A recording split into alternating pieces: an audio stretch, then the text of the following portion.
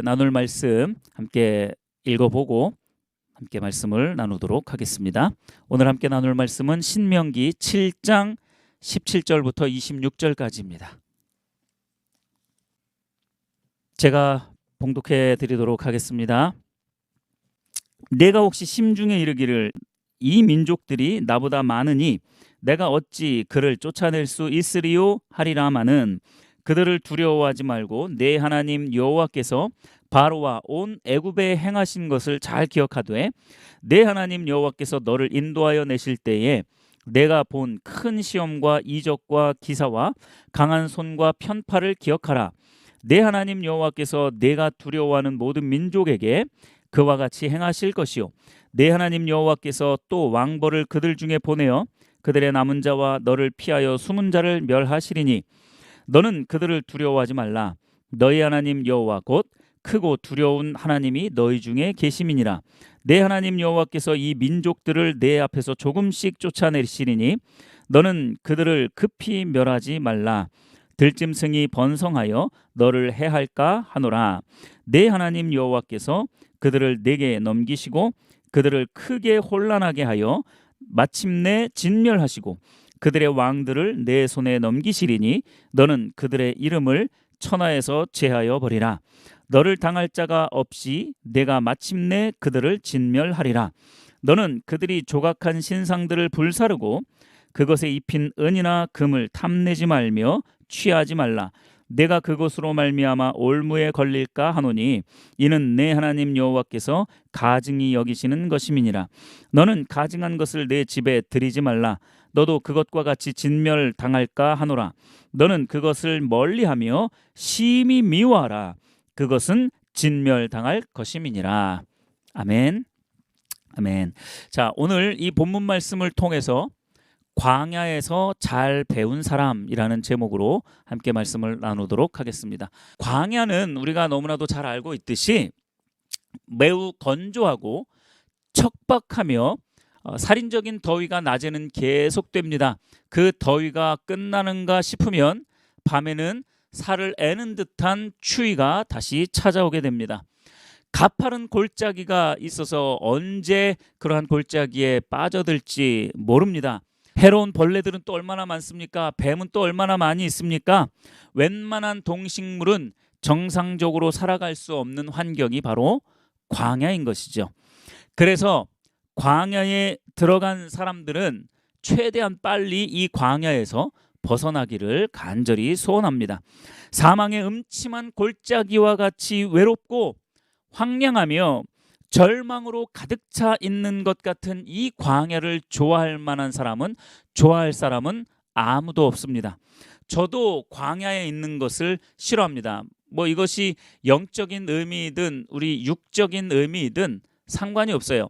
광야라는 것은 누구나 좋아하는 그러한 곳이 그러한 장소가 아닙니다. 그러나 한 가지 확실하게 알 수 있는 것은 누구에게도 환영받지 못하는 이 광야를 어떻게 통과하느냐에 따라서 한 사람의 인격과 신앙의 성숙도가 결정된다는 사실이에요. 그러니까 좋아할 수 없는 이 광야를 우리가 어떻게 대하느냐에 따라서 우리의 삶의 질과 신앙의 성숙도가 결정되어지기 때문에 이 광야를 그저 무시할 수만은 없는 거예요. 그저 피해갈 수만은 없는 겁니다. 어차피 맞닥뜨려야 된다라면 우리가 이러한 교훈들을 통하여서 삶의 성숙과 그리고 신앙의 성숙을 반드시 이루어내야 하는 것이죠. 누구도 피해갈 수 없는 이 광야를 어떻게 마주하고 또 어떻게 이해하며 어떻게 통과하느냐, 이것이 굉장히 중요한 관건이라는 것이죠. 광야를 통과하는 것은 말하지 않아도 너무나 고통스러운 일입니다. 현재적으로 지금 영적인 광야 또는 육적인 광야에 처해 있는 사람들이 분명히 있을 것입니다. 이 광야는 함께하는 즐거움 없습니다. 달콤한 행복을 누리는 거 없습니다. 이런 것과는 거리가 먼 곳이 바로 광야죠. 그렇기 때문에 이 광야를 좋아할 만한 사람은 아무도 없다는 거예요. 오늘 본문은 그런 면에서 우리에게 큰 의미를 부여해 줍니다. 무조건 광야는 잘 통과하면 돼. 이게 아니라 광야를 통해 하나님께서 우리에게 어떤 교훈을 주시고 또 우리의 인격과 신앙을 어떻게 자라게 하시는지를 오늘 본문은 잘 나타내주고 있습니다. 광야를 통해서 하나님께서 우리에게 가르치시고자 하시는 것이 오늘 본문에 세 가지가 나타나 있어요. 이 세 가지 외에도 광야를 통해서 배울 수 있는 것은 굉장히 많이 있습니다. 그런데 오늘 본문은 크게 세 가지로 그것을 말씀하고 있습니다. 이 세 가지의 가르침을 우리가 잘 배우게 된다면 우리 앞에 펼쳐진 또는 앞으로 펼쳐질 이 광야를 잘 통과할 수 있게 되어질 것입니다. 자, 그 첫 번째를 같이 살펴보겠습니다. 첫째, 광야를 통해서 하나님의 역사를 기억할 것을 가르치십니다. 광야를 통해서 하나님은요, 하나님의 역사를 기억해야 할 것을 가르치고 계십니다. 역사를 잊은 민족에게는 미래가 없다, 이런 말이 있습니다. 그래서 저는 여기서 이러한 말씀을 여러분들에게 드리고 싶습니다. 하나님의 역사를 잊은 개인과 민족은 과거와 현재와 미래의 미래 그 어떤 시간도 존재할 수 없다는 것을 말씀을 드립니다. 하나님의 역사를 잊는 순간 온 우주는 그 존재 자체가 무의미해지기 때문에 그렇습니다. 그렇기 때문에 우리는 하나님의 역사를 잘 알아야 할 뿐만 아니라 또 기억하고 그 하나님의 역사를 믿음으로 승화시킬 수 있어야 합니다. 본문 17절과 18절에 보면 이렇게 말씀하고 있죠. 내가 혹시 심중에 이르기를 이 민족들이 나보다 많으니 내가 어찌 그를 쫓아낼 수 있으리요 하리라마는 그들을 두려워하지 말고 내 하나님 여호와께서 바로와 온 애굽에 행하신 것을 잘 기억하라, 이렇게 말씀하고 있죠. 지금 이스라엘 민족이 광야 앞에 서 있는 거예요. 앞으로 이 광야를 통과해야 합니다. 자칫하면 민족 전체가 이방 민족으로 인하여서 말살될 수 있는 그러한 위기 가운데 있는 거예요. 그 위기 가운데 두려움에 떨고 있습니다. 이때 하나님께서 광야에서 배워야 할 한 가지를 말씀하고 계신 거예요. 내 하나님 여호와께서 바로와 온 애굽에 행하신 것을 잘 기억하라. 내가 본 큰 시험과 이적과 기사와 강한 손과 편파를 기억하라. 기억하라는 겁니다. 생각해내라는 거예요. 하나님께서 온 세상 역사의 주관자다라는 것을 기억해내라는 거예요. 한마디로 하나님의 역사하심을 선명하게 기억하고 있으라는 당부의 말씀입니다. 우리가 광야에 진입하거나 광야를 통과할 때 반드시 기억해야 할 것이 바로 이 한 가지예요. 하나님은 역사의 주관자이시다. 여러분, 이걸 절대로 잊어서는 안 됩니다. 하나님은 역사의 주관자세요. 온 세상의 역사를 홀로 주관하시는 하나님을 우리는 기억해야 합니다. 우리의 환경이 어떻든지 내가 지나고 있는 지금 이 터널과도 같은 이 광야와도 같은 척박한 땅, 다 메말라 죽어가는 이러한 땅, 그러한 한 복판에 내가 서 있다 할지라도 하나님의 역사를 잊지 않으면 그 영혼은 살아날 수 있는 거예요. 성장할 수 있습니다. 그 삶은 개선될 수 있다라는 것을 말씀을 드리는 거예요. 하나님의 역사를 잊은 개인은 망하는 인생이 되고 맙니다. 하나님의 역사를 잊은 민족은 부끄러움과 수치를 당하며 멸망하는 민족이 될 수밖에 없습니다. 이것을 우리가 반드시 기억해야 돼요. 이 땅에 살면서 설령 사랑하는 나의 부모님과 축복으로 주신 나의 자녀들의 얼굴과 이름은 잊을 수 있다 하더라도 오늘도 살아서 역사하시는 하나님은 잊어서는 안 된다는 거예요. 하나님은 지금도 역사하고 계십니다. 그 하나님을 우리가 잊어서는 안 된다라고 하나님은 지금 광야를 통해서 가르쳐 주시고 있는 거예요. 우리에게 가장 절망스러운 순간은 그 어떤 순간도 아닌 하나님의 역사를 잊는 그 순간인 줄 믿으시길 바랍니다. 하나님은 광야를 통해 하나님의 역사를 기억하라고 가르치고 계신 거예요. 이러한 하나님의 역사하심을 오늘 본문 20절부터 24절에서 잘 나타내주고 있습니다. 하나님께서 죄 짓는 데 빠른 이방 민족들을 다 쫓아내겠다.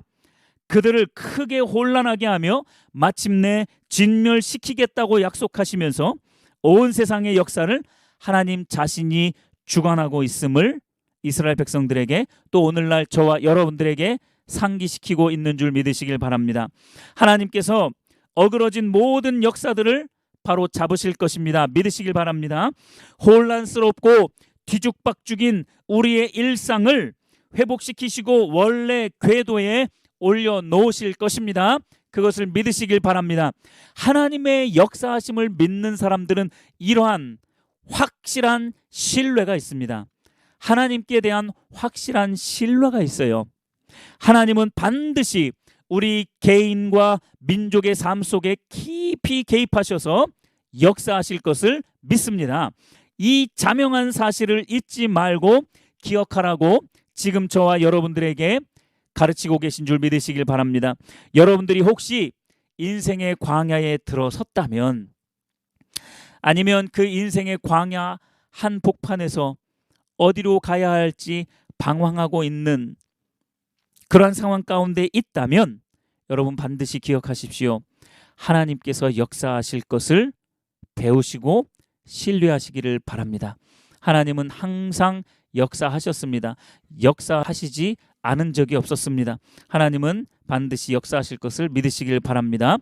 두 번째, 하나님께서 광야를 통해 우리에게 가르치시는 것은 무엇이냐? 올무 피하는 방법을 가르쳐 주십니다. 여러분, 광야를 통해서 우리가 이러한 것들을 반드시 배울 수 있어야 됩니다. 올무 피하는 방법. 올무가 어디에 설치되어 있는지 알기만 하면 그 올무에 걸릴 사람은 단 한 사람도 없어요. 바보가 아닌 이상은 그 올무에 걸려들 사람은 없습니다. 함정이 어디에 있는지 다 체크가 되어 있는데 그 함정에 빠질 사람은 아무도 없다는 거예요.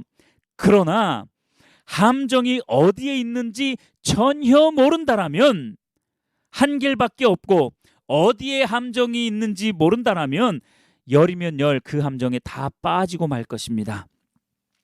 하나님은 광야를 통해 올무 피하는 방법을 가르쳐 주시는 거예요. 어디에 함정이 있다라고 이렇게 체크를 해주시는 겁니다. 올무를 피해야 하는데 광야를 피하거나 광야에서 배워야 할 것들을 제대로 배우지 못한 사람들은 반드시 올무에 빠지게 되어 있습니다. 7장 25절을 보십시오. 너는 그들이 조각한 신상들을 불사르고 그것에 입힌 은이나 금을 탐내지 말며 취하지 말라. 내가 그것으로 말미암아 올무에 걸릴까 하노니 이는 내 하나님 여호와께서 가증히 여기시는 것임이니라. 신상을 불태우고 없애는 것은 누구나 할 수 있습니다. 여러분들 가정에 불상 있습니까? 아무도 없어요. 여러분들 가정에 부적이 있습니까? 문틀에 부적 붙여놓고 사십니까? 그리스도인들 중에 그런 사람은 단 한 사람도 없어요. 아니, 물론 흔히 말하는 나이롱 신자들 같은 경우에는 점도 보고 그런 부적도 붙여놓고 그런 줄도 알고 있습니다. 그런 사람들은 신앙인 아니고요. 그런 사람들은 신앙인이 아니고 그래도 구원받을 만한 그러한 신앙을 가지고 있다라고 하는 그리스도인들 중에 불상을 집에다 모셔다 놓고 또는 부적을 집에다 붙여놓고 그렇게 사는 사람은 아무도 없어요. 신상을 불태우거나 버리지 않아서 올무에 걸리는 사람은 아무도 없습니다. 여러분, 말씀을 잘 보셔야 됩니다.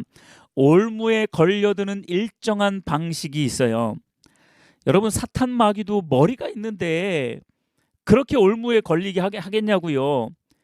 아무리 머리가 안 돌아가는 자라도 그처럼 어리석은 방법으로 유혹하거나 올무에 빠져들게 하지 않습니다. 그리스도인이 신상이나 불상을 왜 탐하겠습니까? 부적을 왜 탐하겠습니까? 신상이나 불상을 탐해서 올무에 빠져드는 사람은 없다라고 다시 한번 말씀을 드립니다. 자, 그런데 중요한 것은 신상이나 불상이 금으로 뒤덮여 있다면 상황은 매우 달라지는 거예요. 우상에 금과 은이 입혀지면 100% 올무가 되는 것입니다. 우리 눈에 보이지 않는 함정이 되는 거예요. 우리가 알지 못하는 함정이 되는 거예요. 그래서 100이면 99은 다 거기에 빠져드는 겁니다. 신상에 우상에 금이 입혀져 있으면 그걸 알아보지 못하고 그걸 덥석덥석 취해버린다는 거예요. 이 올무에 안 빠지는 성도가 없을 정도입니다. 신상에 금이나 은이 입혀졌다는 것이 무슨 뜻인지 자, 지금부터 설명을 해드리도록 하겠습니다. 신상에 금이나 은이 입혀졌다는 게 무엇인지를 알아야 돼요. 비도덕적이고 윤리적인 죄나 부정과 부패를 대놓고 저지르는 사람은 없습니다. 그런데 조금은 비도덕적이고 부정한 방법이지만 그 일을 하게 되면 내게 약간의 보상이 주어지게 되면 상황은 달라집니다. 이게 신상에 금과 은이 입혀진 거예요. 대놓고 그렇게 부정과 부패를 저지르지 않아요. 다시 말씀을 드리지만 대놓고 부정과 부패를 저지르는 사람은 신앙인 아닙니다, 여러분.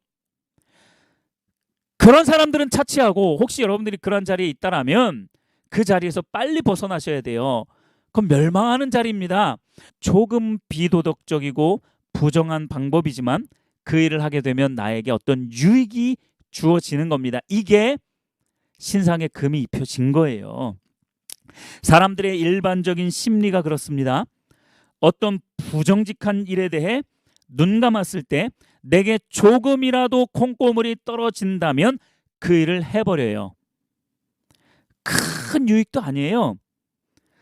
자그마한 유익이 된다 할지라도 그것이 나에게 유익이 되면 그냥 해버립니다. 우상에 붙어있는 금부치를 걸러내지 못하기 때문에 올무에 걸리는 것이지 신상 자체를 섬기는 사람은 아무도 없다는 거예요. 이것이 우리를 죽음으로 내몰고 있는 거예요. 정직하지 못해 속임수에 들러붙어 있는 탐심에 속아 넘어가기 때문에 올무에 걸려드는 거예요. 조금씩 타협하면서 스스로에게 괜찮다 위로하면서 올무에 조금씩 빠져가는 거지 처음부터 대단한 사기를 치는 사람은 없습니다.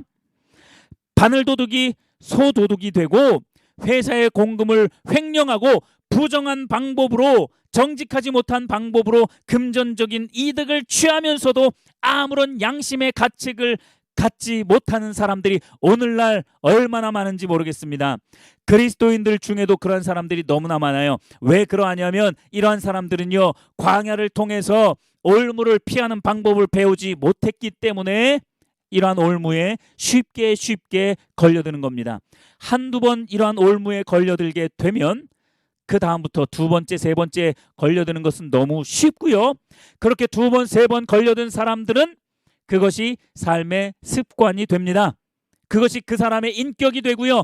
그것이 그 사람의 신앙이 되는 거예요. 하나님이 인정하지 않는, 하나님이 멸망시키실 자들의 한 무리로 그렇게 편승되어지는 것이죠. 여러분 꼭 기억하시기를 바랍니다. 하나님께서는 이러한 일을 저지르는 자들을 가증스럽게 여기십니다. 그래서 그들은 그 신상에 붙은 금과 함께 멸망으로 빠져들게 될 것입니다. 이게 바로 사탄이 신상에 입힌 은이나 금을 탐하다가 올무에 빠져버린 사람들의 인생의 말로입니다. 악은 어떤 모양이라도 버리라고 데살로니가전서 5장 22절에서 분명하게 말씀하고 있어요. 그리스도인들 뿐만 아니라 이 세상에 존재하는 모든 사람들이 가장 어려워하는 것 중에 한 가지가 바로 이거예요. 악은 그 모양이라도 버려라. 악은 그 모양이라도 버려라. 신상에 붙어있는 은이나 금을 불살라 버린다는 게 도대체가 이해가 안 돼요. 그렇게 부정직하면 조금의 콩고물이 떨어지는 것을 즐기기 시작한 사람들은요, 그 신상에 붙어있는 은과 금을 함께 버린다는 것이 도저히 이해가 안 돼요. 왜냐하면 그러한 결단을 한 번도 해보지 않았기 때문에, 악은 모양이라도 단 한 번도 버려보지 않았기 때문에. 상식선에서 생각해 보아도 그래요. 금이나 은을 떼어서 좋은 곳에 사용하면 안 될까? 이렇게 생각합니다. 여러분, 왜 안 되겠습니까? 얼마든지 충분히 그럴 수도 있습니다. 그러나 그렇게 생각하는 사람들의 그 사고의 깊은 곳을 들여다보면 분명히 그 안에는 탐심이 들어 있음을 발견할 수 있습니다. 금이나 은을 떼어서 좋은 곳에 사용하면 안 될까? 라고 생각한 그 마음 중심엔 십중팔구 만몬신이 자리 잡고 있음을 저는 수도 없이 발견했습니다. 돈에 대한 욕심이 올무가 되어서 그 사람을 사로잡게 됩니다. 그래서 악은 모양이라도 버리라고 성경은 말씀하고 있는 거예요. 여러분, 가룟 유다를 생각해 보십시오. 분명하게 말씀하고 있습니다. 마리아가 향유 옥합을 깨뜨려 예수님 발에 붓고 발을 닦았더니 이 값비싼 향유를 허비했다고 하면서 이 향유를 300데나리온에 팔아서 가난한 자들에게 주었으면 좋았을 것을 왜 그렇게 하지 않았느냐, 이렇게 말합니다. 말은 번드르르 합니다. 생각은 굉장히 좋은 것 같아요. 이런 유다의 모습을 성경은 아주 신랄하게 고발하고 있습니다. 뭐라고 고발합니까? 요한복음 12장 6절에 이렇게 말하면 가난한 자들을 생각함이 아니요 저는 도둑이라. 저는 도둑이라고 말씀하고 있는 거예요. 유다의 마음에 탐심이 들어간 거예요. 물질을 더 소유하려고 하는 그 콩고물을 좀 더 얻어먹으려고 하는 그 욕심이 그를 도둑으로 만든 거예요. 오늘날 그렇게 도둑이 된 그리스도인들이 얼마나 많은지 모르겠습니다. 그러한 자리에서 여러분 떠나시길 바랍니다. 그러한 자리에서 여러분 도망치셔야 돼요. 언제까지 그 자리에 머물러 있겠습니까? 그 콩고물로 여러분 얼마나 부자가 되셨습니까? 아니, 부자가 되었다 한들 하나님이 결국은 그들을 멸망으로 이끌어 가실 것인데 어떻게 하시려고 그러는 거예요? 어떻게 하시려고 그러는지 모르겠습니다. 사탄의 올무는 이런 방식으로 우리에게 다가오는 거예요. 사탕 발림입니다. 내 안에 꿈틀대고 있는 욕심과 탐심을 이용해서 만몬신을 섬기는 도둑이나 강도가 되게 하는 거예요.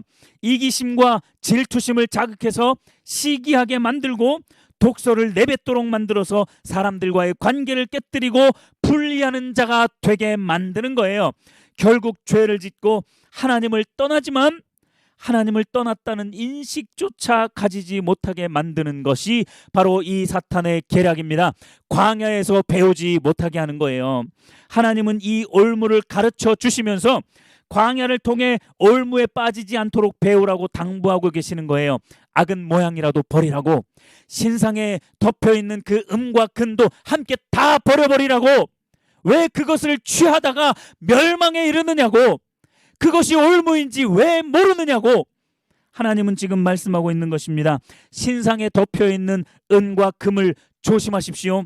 부도덕하고 부정직하며 속이는 것 속에 섞여있는 나의 욕심과 그 탐심을 조심하십시오.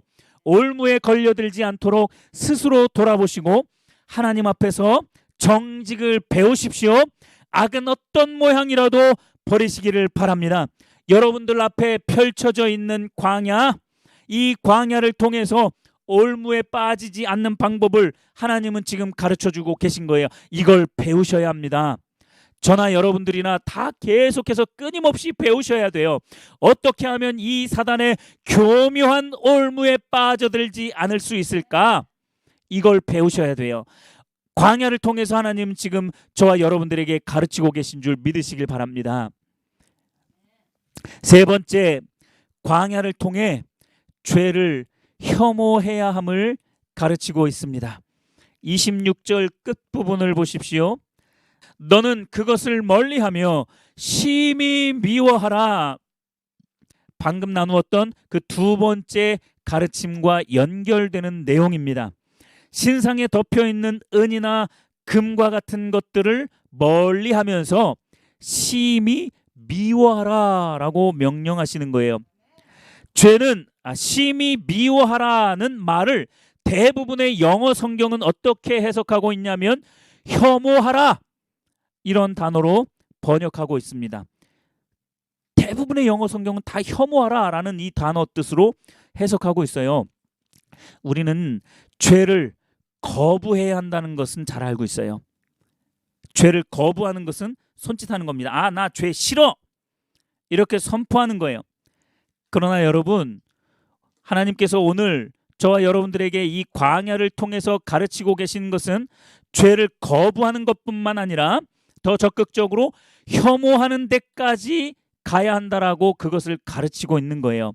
거부하는 것과 혐오하는 것이 어떤 차이가 있습니까? 거부는요, 표현을 하자면 손을 내젓는 것으로 표현할 수 있습니다. 손을 내젓는 거예요. 아, 나 죄 싫어. 죄 안 지을 거야 하면서 거부하는 거예요. 더 이상 안 할 거야 라고 그렇게 거부하는 거죠. 그런데 혐오는 어떻게 표현할 수 있느냐? 뒤를 돌아서 도망가는 겁니다. 왜요? 혐오스러우니까. 더 이상 보기 싫으니까. 혐오스러운 것을 가만히 이렇게 보고 있는 사람이 있습니까? 눈을 감고 휙 돌아서 도망가 버리죠. 그래서요, 하나님께서 지금 우리에게 이 광야를 통해서 죄를 혐오하는 데까지 가야 한다라고 지금 가르치고 있는 것입니다. 더럽고 추악해서 더 이상 못 보고 피하고 도망가는 것, 그것이 혐오이고 언제든지 이 광야 가운데 있을 수 있는 저와 여러분들에게 이 죄악을 혐오해야 함을 가르치고 있는 것입니다. 신상을 혐오할 줄은 알아요? 여러분, 불상 혐오할 줄 알잖아요. 점 보는 거 무당 혐오할 줄 알잖아요. 혐오한다라고 해서 뭐 무당이라든지 불교를 믿는 그러한 사람들을 혐오하라는 그런 이야기가 당연히 아닙니다. 많은 사람들이 혐오를 그렇게 오해합니다. 뭐 여담입니다만 동성애자들을 혐오해서는 안 돼요. 그 사람을 혐오하면 안 되는 겁니다. 절대로 안 되는 거예요. 그러나 그 성경에서 말하는 그 동성애라는 죄를 짓는 그 죄를 혐오하라는 거죠. 사람은 사랑하고 용납하고 아낄 줄 알아야 돼요. 그러니까 이 혐오라는 말을 사람들이 너무 오해해서 기독교인들이 그 동성애라는 죄를 혐오하는 건데 사람들을 마치 그 인격을 혐오하는 것처럼 그렇게 생각을 해요. 이건 무식한 겁니다. 성경은 절대로 그렇게 가르치지 않아요. 자, 조금 옆으로 가기는 했지만, 자, 어느 누구도 신상은 혐오할 줄 알아요. 불상은 혐오할 줄 압니다. 또 무당이 짓는 죄겠죠. 그런 무당의 행위들을 혐오할 줄은 압니다. 멀리할 줄은 알아요. 그런데 두 번째, 제가 말씀을 드렸던 것처럼 신상에 붙어있는 금붙이는 혐오하지 않는다는 것이 오늘날 그리스도인들의 현실입니다. 이걸 우리가 직시해야 돼요. 어떻게 하면 조금이라도 그 신상에 붙어있는 금붙이를 조금이라도 긁어내서 더 가질 수는 없을까를 고민할 뿐이지 그걸 혐오하지 않아요. 금붙이를 혐오하다니요, 말이 안 된다고 생각을 합니다. 어리석다라고 생각을 합니다. 그거 좀 긁어내서 유익한 데 쓰면 되잖아. 유다와 똑같은 생각을 해요. 그 마음 가운데 그 물질을 향한 욕심과 탐심은 발견하지 못하고 좋은 일에 쓰면 되는 거 아니야? 하면서 어리석다라고 그렇게 생각을 합니다. 자신 안에 들어서 있는 만몬신은 전혀 눈치채지 못하고 생각하지 못하고 그러한 욕심 가운데 탐심 가운데 죽어가는 사람들이 한두 사람이 아니라는 거예요. 왜 이렇게 생각하게 됩니까? 광야에서 제대로 배우지 못했기 때문에 그렇습니다. 광야를 힘들다고 어렵다고 대충 얼버무리면서 지나가 버린 거예요. 그 광야의 기회, 그 배움의 기회를 제대로 살리지 못했기 때문에 이렇게 다 올무에 걸려 넘어지는 것입니다. 여러분, 죄악을 혐오하는 법도 잘 배워야 합니다. 옳지 않은 일에 대해서 혐오하는 법도 알아야 돼요. 거짓과 부정직에 대해 불법 행하는 것을 혐오할 줄 알아야 하고 그 자리에서 도망칠 줄 알아야 됩니다. 도망가셔야 돼요. 떠나셔야 됩니다. 말씀을 조금씩 정리해 가보도록 하겠습니다. 광야에서 잘 배운 사람만이 영적 성장과 성숙한 신앙 인격을 갖출 수 있습니다. 저는 분명하게 말씀을 드릴 수 있습니다. 이 광야에서 하나님께 정말로 잘 배운 사람들은 신앙 인격이 잘 자라날 수 있고 영적 성장을 이루어낼 수 있습니다. 저는 이걸 분명하게 말씀드릴 수 있어요. 반대로 광야에서 잘 배우지 못한 사람은요, 쉽게 낙심하고 쉽게 사람과 환경을 통해서 시험을 당하고 넘어지는 거예요. 결국 영적인 일인데 사람과 싸우고 환경과 싸우다가 지쳐서, 자기 자신과 싸우다가 지쳐서 영적 성장을 가져오지 못하고 다람쥐 쳇바퀴 도는 듯한 신앙생활을 하고 말아버려요. 그러면서 스스로 지쳐버리죠. 그렇기 때문에 또한 신앙생활에 활력이 없어요. 왜요? 영적인 이러한 비밀들을 하나님을 통하여서 배우지 못했기 때문에, 성령의 임재하심 가운데 이러한 것들을 배우지 못했기 때문에 인간적인 것으로 다 해결하려고 하다 보니까 되는 일이 없는 거예요. 세상 돌아가는 이야기나 일상에서 벌어지는 이야기에는 솔깃할 줄 알죠. 드라마 내용이나 쇼핑에 관한 이야기에는 눈이 반짝반짝하지만 영적이고 하나님의 일하심에 대한 이야기, 하나님의 역사하심에 대한 이야기, 죄를 혐오해야 한다라는 이러한 영적인 이야기에는 금세 실증을 냅니다. 큰 관심이 없어요. 광야에서 잘 못 배웠기 때문에 그렇습니다. 광야에서 여러분 잘 배우셔야 돼요. 광야 자체가 좋은 것은 아닙니다만 광야의 시간을 통해 훈련하시는 하나님의 지도를 잘 따를 수 있어야 합니다. 조교의 말을 잘 듣지 않는 훈련생은 반드시 낙제하게 되어 있습니다. 조교이신 하나님의 그 훈련 방식에 동의하지 않고 순종하지 않고 따르지 않는 사람들은요, 낙제하게 되어 있어요. 오늘날 교회 안에 그러한 낙제생들이 얼마나 많은지 모르겠습니다. 저와 여러분들은 적어도 그러한 성도가 되지 않게 되기를 바랍니다. 오늘 본문을 통해 광야에서 배울 수 있는 세 가지를 지금 다루었어요. 세 가지를 다루었습니다. 하나님은 역사의 주관자라는 것, 하나님의 역사하심을 반드시 기억하라는 것, 신상에 붙어있는 그 금부치에 욕심을 내면 안 된다, 탐심을 내면 안 된다, 콩고물 떨어지는 거 그걸 통해서 양심을, 신앙 양심을 팔아먹으면 안 된다라는 것, 그리고 죄악을 혐오해야 한다라는 것, 세 가지를 지금 다루었지만 사실 광야에서 배울 수 있는 내용들은요 수도 없이 많습니다. 하나님만이 유일한 공급자라는 거 광야에서 배울 수 있는 과목이죠. 또 하나님만이 유일한 치료자라는 거 우리가 광야에서 또 배울 수 있습니다. 전쟁은 하나님의 손에 달려있다라는 거 광야에서 배울 수 있습니다. 하나님만이 유일한 나의 위로자다라는 거 역시 광야에서 배울 수 있습니다. 너무나도 많은 내용을 우리는 광야에서 배울 수 있어요. 오늘은 그 중에서 세 가지만 살펴보았지만 중요한 한 가지가 있습니다. 광야가 내 눈앞에 펼쳐졌을 때 두려워하지 말고 심호흡을 한번 크게 하고 난 후에 성령의 임재하심과 그 도우심 가운데에 이 광야에서 하나님께서 가르치시는 것이 무엇이 되었든지 간에 그것을 잘 배워내야 한다라는 거예요. 그것을 잘 배워야 우리의 삶 가운데, 우리의 신앙 가운데 성장과 성숙과 활력이 일어나는 겁니다. 왜 내 신앙생활에는 활력이 없을까? 왜 성령님의 임재하심 가운데에 막 가슴이 뜨거워지고 내 삶이 변화되어지고 내 주변이 정돈되어지고 하나님의 역사하시는 하나님의 일들이 보여지는, 왜 이런 다이나믹한 일들이 없을까? 광야에서 배우지 못했기 때문에 그렇습니다. 광야에서 잘 배우셔야 돼요. 광야에서 배우는 게 여러분 그런데 쉽지만은 않죠. 그렇기 때문에 광야를 통과한 사람은 상대적으로 적습니다. 그만큼 신앙의 성숙도가 높지 못한 것이 오늘날 교회의 현실인 것이죠. 그렇다고 언제까지 광야에서 이 귀중한 배움을 포기하시겠습니까? 언제까지 좁은 길은 제쳐놓고 넓고 평탄하고 쉬운 길로만 가려고 하십니까? 광야를 배우지 않은 채로 수월하고 넓고 평탄한 길로만 가면 잠깐은 유익이 있어요. 잠깐은 형통하는 것 같습니다. 저는 늘 말씀을 드리지만 이 눈앞에 있는 근시안적인 그것들을 가치 있는 것으로 여기고 살아가는 신앙인들은 멸망당할 자다라고 늘 말씀을 드립니다.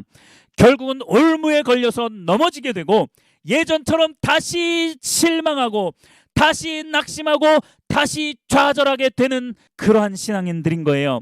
왜 내 인생에 이러한 일들이 자꾸 반복이 되는지를 여러분 아셔야 합니다. 광야에서 제대로 배우지 못하고 어설프게 졸업해 버렸기 때문에 그러한 일들이 벌어지는데도 불구하고 모르는 거예요.